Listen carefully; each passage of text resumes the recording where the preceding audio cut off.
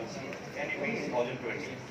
सबसे पहले इसको 29 जुलाई 2020 को रिलीज हुआ था और इसके जो चेयरमैन थे के कस्तूरी रंगन पहले इसरो के chairman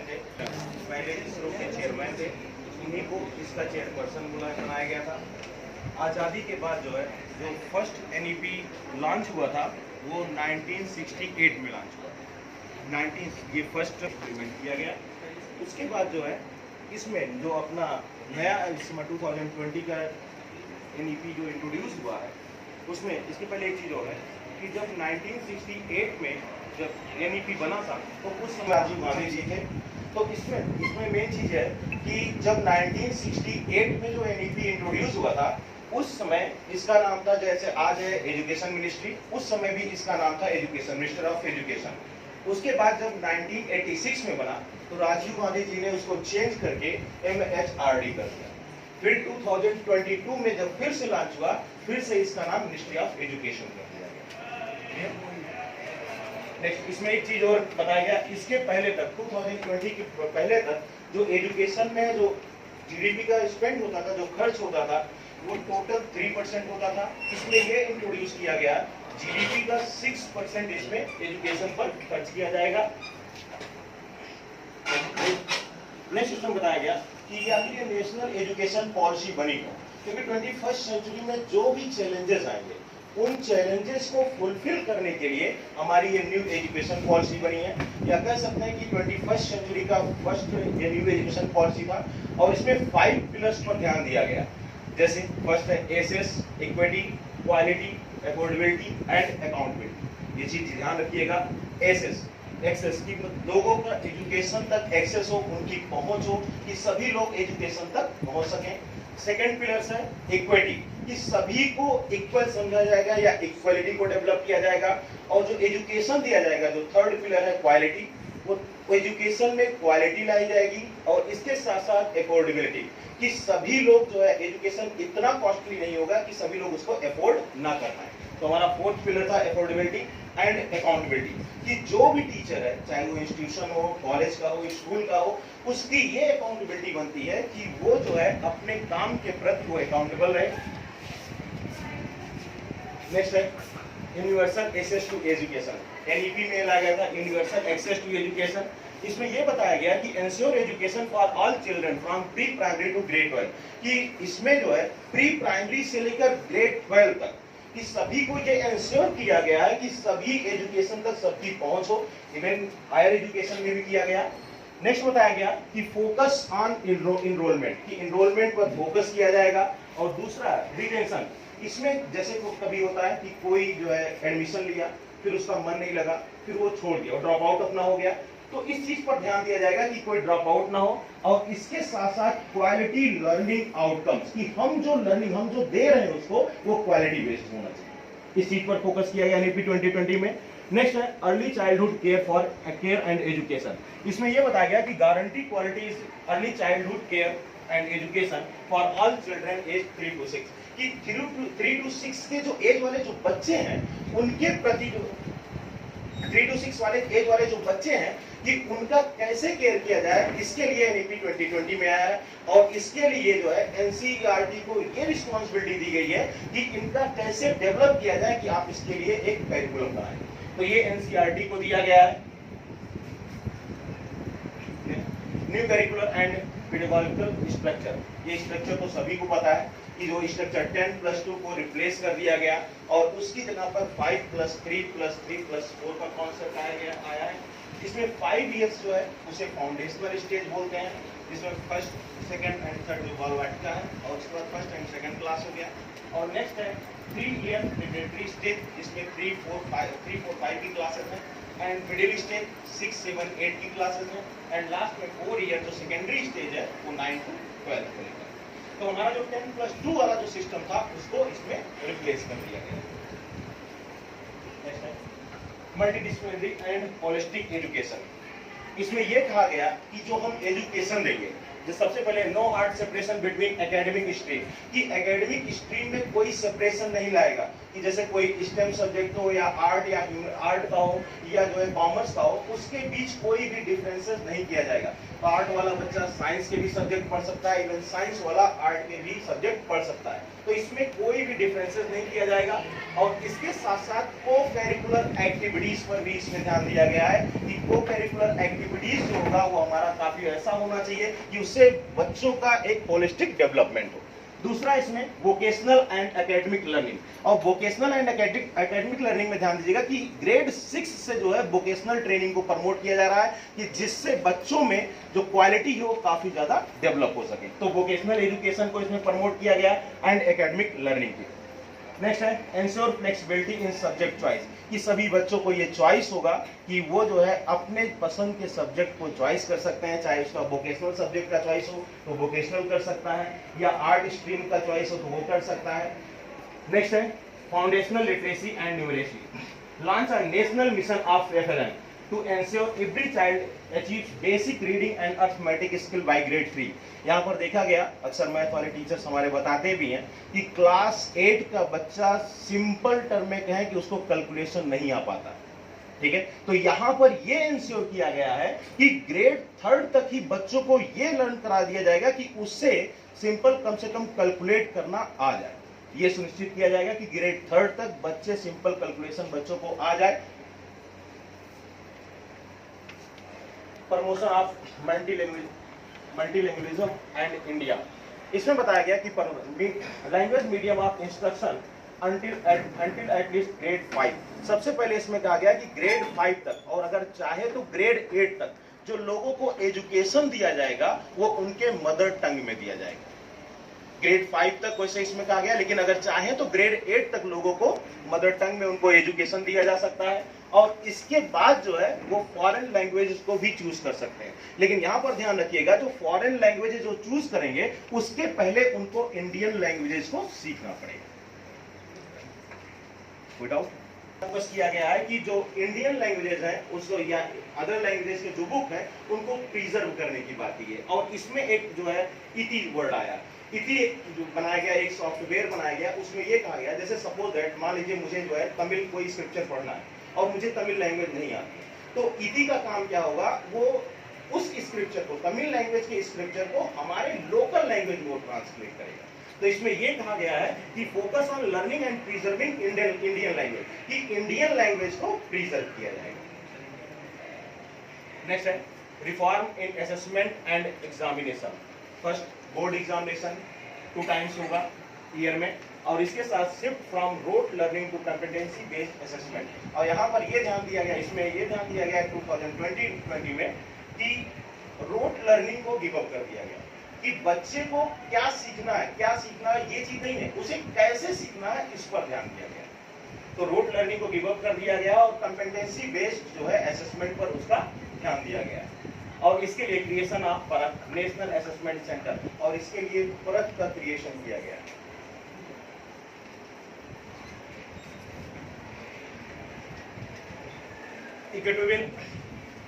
equitable and inclusive education, special focus on socially and economically disadvantages group. और यहाँ पर सबसे पहले इसमें ध्यान दिया गया है कि सोशली एंड इकोनॉमिकली जो डिसएडवांटेज ग्रुप होगा उस पर ध्यान दिया जाएगा, और उसके लिए जो है इन लोगों के डेवलपमेंट के लिए हमारी गवर्नमेंट ने बजट भी बनाया है।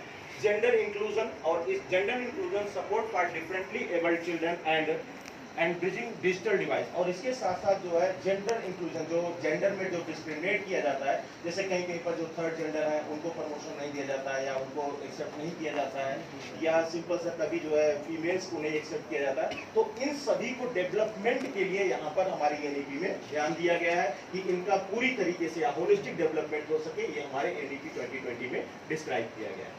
नेक्स्ट है assessment and quality standards. A new national assessment center and standardized learning outcomes and competency based evaluation। और इसमें जो परख मैंने आपने इसके पहले बताया था कि एक नेशनल असेसमेंट सेंटर होगा जो है एक स्टैंडर्ड जो है बच्चों के लर्निंग आउटकम्स को ध्यान देगा कि बच्चों में एक स्टैंडर्ड डेवलप हो, या उनके जो लर्निंग का जो प्रोसेस हो वो स्टैंडर्ड लर्निंग प्रोसेस हो। और इसके साथ साथ यहाँ पर ध्यान दिया गया है ट्रिपल एस ए क्या है, SSA नहीं है, सर्व शिक्षा अभियान नहीं है, ये क्या है, स्टेट स्कूल स्टैंडर्ड अथॉरिटी। यहाँ पर क्या कहा गया है कि जैसे हमारा एजुकेशन सिस्टम है, अगर हमारे कॉन्स्टिट्यूशन में देखें तो एजुकेशन सिस्टम कॉन्करेंट लिस्ट में आता है। तो यहाँ पर कॉन्करेंट लिस्ट में आता है तो सेंटर की भी रिस्पॉन्सिबिलिटी होती है और स्टेट की रिस्पॉन्सिबिलिटी होती है। तो इस चीज को हमारे एनईपी में ध्यान रखा गया है और उसके लिए state school standard authority develop किया गया है कि ensure benchmark school performance and quality control, कि वो अपने सभी स्टेट अपने स्टेट में कुछ ऐसा क्वालिटी डेवलप करें और उसको इम्प्लीमेंट करें जिससे बच्चों का होलिस्टिक डेवलपमेंट हो सके। तो ये स्टेट की भी रिस्पॉन्सिबिलिटी हमारे एनईपी में दिया गया है। Teachers development and school infrastructure, जो टीचर्स डेवलपमेंट है जिसके लिए आज हम लोग यहाँ पर बैठे हैं, सबसे पहले कहा गया है ट्रांसपेरेंट टीचर रिक्रूटमेंट। जो टीचर का रिक्रूटमेंट होगा वो ट्रांसपेरेंट होगा and merit based performance evaluation, और मेरिट बेस्ड पर उनका इवैल्यूएशन होगा। और इसमें एक चीज जोड़ा गया है कि सभी टीचर को, कोई भी टीचर है उसको जो है ईयर में 50 आवर का सीपीडी करना होगा। ये हमारे एनईपी में जोड़ा गया है। तो हम लोग आज इसी सीपीडी के लिए ही बैठे हैं। तो ये जोड़ा गया था हमारे एनईपी में। And school complexes cluster to optimise resource availability specially in rural areas. और इसके साथ साथ जो है सभी पंचायत, सभी रूरल एरियाज में एनईपी में ध्यान दिया गया है कि वो जो है वहाँ के जो स्कूल है, उनके वहाँ के बच्चे हैं, उनके डेवलपमेंट पर ध्यान दिया गया है कि उनका भी एजुकेशन तक एक्सेस हो, वो भी एजुकेशन तक पहुँच सके। नेक्स्ट है curricular and vocational integration, holistic multidisciplinary education with flexible entry exit option। यहाँ पर ये बताया गया entry exit option. Entry exit option ये क्या है? एंट्री एग्जिट ऑप्शन में कहा गया जैसे सपोज दैट कोई बच्चा है, वो आज ग्रेजुएशन कर रहा है, ग्रेजुएशन में उसका फर्स्ट ईयर कंप्लीट हुआ। फर्स्ट ईयर का कंप्लीट होने के बाद वो सोचा, उसके पास कुछ प्रॉब्लम्स आई, वो फिर जो है स्कूल अपना ड्रॉप आउट कर लिया। फिर उसके बाद कुछ साल, 2 साल 4 साल बाद फिर उसे ध्यान में आया कि हमको फिर से स्कूल जाना चाहिए। तो यहाँ पर जो कहा गया है कि एंट्री एंड एग्जिट पॉलिसी, यहाँ पर उसे फिर से अपना बीए फर्स्ट ईयर में एडमिशन नहीं लेना पड़ेगा, तो वो उसका बीए फर्स्ट ईयर उसका काउंट होगा। अब यहाँ पर उसको एडमिशन लेना पड़ेगा, बीए सेकेंड ईयर में लेना पड़ेगा। ठीक है। और ये जो 3 इयर्स का कोर्स है, इसमें यह बताया गया कि अगर वो फर्स्ट ईयर कंप्लीट किया है तो उसको सर्टिफिकेट मिलेगा, अगर उसका 2 ईयर कंप्लीट है तो उसको डिप्लोमा मिलेगा, और अगर उसका 3rd ईयर भी कंप्लीट हो गया तो उसको डिग्री मिल जाएगी। ये हमारे एनईपी में बताया गया। नेक्स्ट है इंटीग्रेशन ऑफ वोकेशनल एजुकेशन, और वोकेशनल एजुकेशन पर खास तौर से इसमें ध्यान दिया गया है across all level to enhance employability, कि कोई भी अगर कहीं पर एम्प्लॉयमेंट होकर कहीं पर एम्प्लॉय बन के जाता है और वो जो है वहां पर उसके अंदर कहीं ना कहीं स्किल होना चाहिए कि वो अपने काम को अच्छे से कर सके। जैसे मान लीजिए हम टीचर हैं तो हमारे अंदर ऐसी स्किल होना चाहिए कि हमको पेपर भी बनाना चाहिए, और इसके साथ साथ जो अदर एक्टिविटीज हैं, तो ये सभी चीजें या स्किल डेवलपमेंट पर ध्यान इसमें काफी दिया जा रहा है। इवन गवर्नमेंट और गवर्नमेंट के साथ साथ तमाम मिनिस्ट्रीज इसके ऊपर कई स्कीम इंट्रोड्यूस कर रही हैं कि लोगों में स्किल डेवलपमेंट।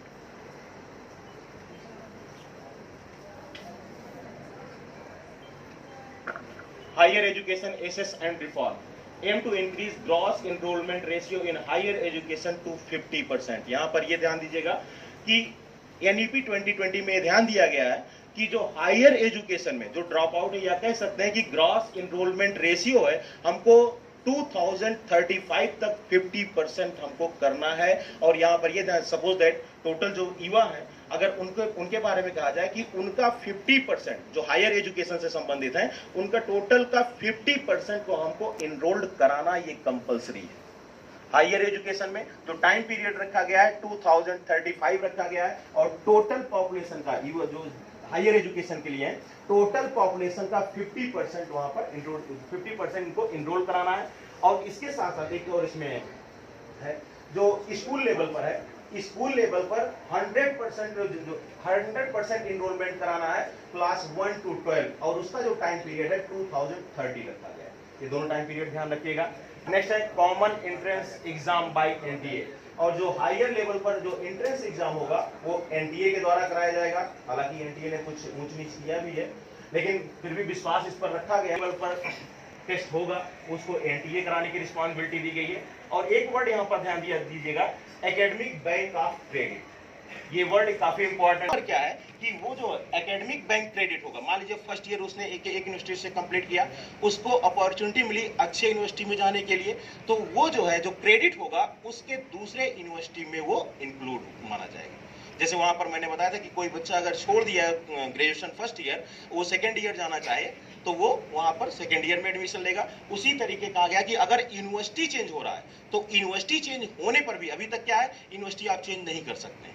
जो हमारा इसके पहले एनईपी था उसमें आप यूनिवर्सिटी चेंज नहीं कर सकते हैं। यहाँ पर जो है इंट्रोड्यूस किया गया है कि कोई भी यूनिवर्सिटी चेंज कर सकता है और उसका जो पुराना रिकॉर्ड रहेगा वो जो है वो क्रेडिट के रूप में रहेगा और वहां पर इंक्लूड माना जाएगा। हो सकता है इंट्रोड्यूस किया है।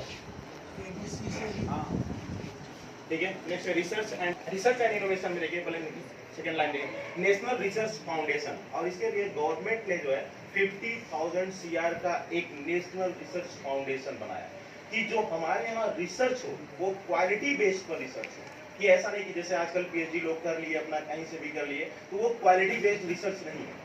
इसमें ये बताया गया है कि हमारे यहाँ जो रिसर्च हो, जो PhD प्रोग्राम होता है उसमें जो रिसर्च होना चाहिए वो क्वालिटी बेस्ड होना चाहिए, और इसको प्रमोट करने के लिए हमारी गवर्नमेंट ने इसमें 50,000 CR का एक बजट बनाया कि रिसर्च हो। और इसके साथ साथ मेरूज, ये काफी इंपॉर्टेंट है, ये कहा गया है कि हमारे यहाँ 100 मेरूज, 100 इस टाइप के multi disciplinary education and research university establish किए जाएंगे।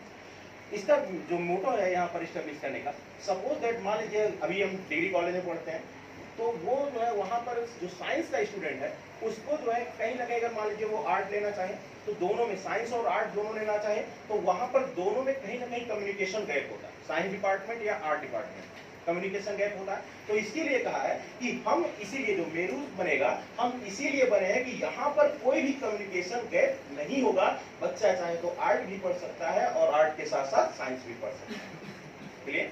और दूसरा चीज मेरूज में ये जोड़ा गया कि मेरूज का जो कॉन्ट्रैक्ट होगा वो टॉप 100 जो है फॉरेन यूनिवर्सिटीज से भी कॉन्ट्रैक्ट होगा, कि अगर कोई भी जैसे कोई एजुकेशन बाहर लेने के लिए जाता है तो उसको अब यहाँ पर जरूरत नहीं है कि वो बाहर अपना एजुकेशन लेने जाए। अब उसको जो है जो क्वालिटी एजुकेशन है वो अपनी कंट्री में ही उसको मिल जाएगा, तो बाहर जाने की अब कोई जरूरत नहीं है। ये हमारा ध्यान इसमें रखा गया मेरूज।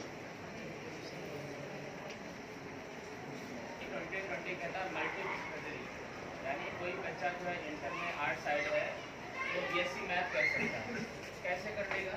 अगर उसने इंटर में मैथ नहीं पढ़ी है तो क्या BSc मैथ पढ़ पाएगा?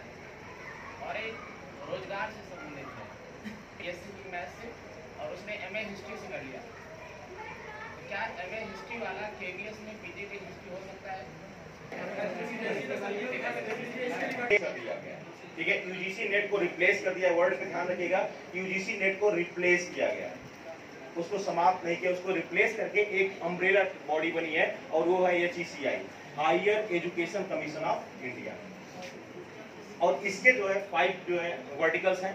पहला NHERC जो रेगुलेट करेगा, ये काउंसिल है, ये 4 काउंसिल है इसके, NHERC, दूसरा NAC एक्रेडिटेशन, और HEGC जो फंडिंग का काम करेगा, एंड नेक्स्ट है GEC जनरल एजुकेशन काउंसिल जो अपना एजुकेशन पर ध्यान रखेगा कि क्या जो गवर्नमेंट ने रूल बनाए हैं उसको जो है यूनिवर्सिटी या उसको इम्प्लीमेंट कर रहे हैं या नहीं कर रहे हैं, इन सब चीज़ों के लिए बना गया है। ये 4 काउंसिल्स बने हैं। Exclude medical and legal education for domain specific regulation.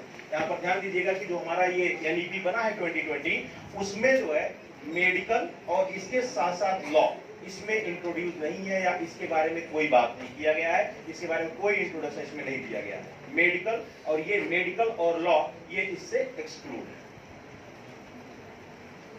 Inclusive expansion and assess, ये टारगेट मैंने बता दिया कि जो है स्कूल लेवल पर 100% होगा ग्रॉस एनरोलमेंट रेशियो वो 2030 तक, एंड 50% 2035 तक ये हायर लेवल पर होगा।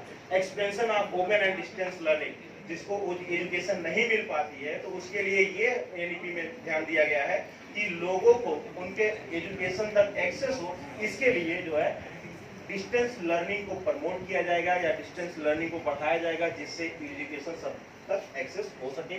नेक्स्ट है special emphasise on vocational education as an integral part of higher education. ये बताया ग्रेड 6 से लेकर हायर एजुकेशन तक वोकेशनल ट्रेनिंग को प्रमोट किया गया जिससे लोगों में स्किल डेवलपमेंट हो सके।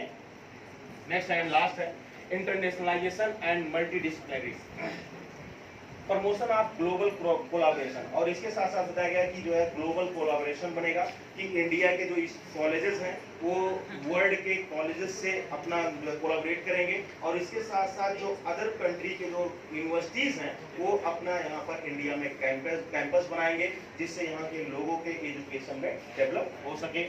एंड प्रोफेशनल एजुकेशन इंस्टीट्यूशन, और इसके साथ साथ जो है टेक्निकल, इसके साथ साथ जो है प्रोफेशनल एजुकेशन, बच्चों को प्रोफेशनल एजुकेशन प्रोवाइड कराया जाएगा, लाइक टेक्निकल हो गया, एग्रीकल्चर हो गया, लीगल हो गया, हेल्थ साइंसेज हो गया। तो बच्चों में कहीं ना कहीं प्रोफेशनल एजुकेशन को प्रमोट करने के लिए हमारे एनईपी में बात किया गया।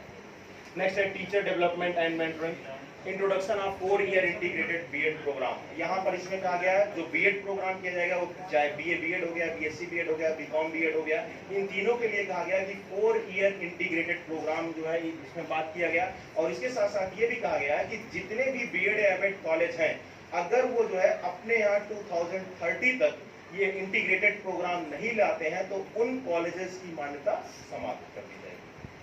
नेक्स्ट है establishment of national mission for mentoring to support continuous teacher development, और इसके लिए टीचर्स के डेवलपमेंट के लिए एक नेशनल मिशन बनाने की बात की गई है हमारे एनईपी में, एनईपी 2020 में। Thank you.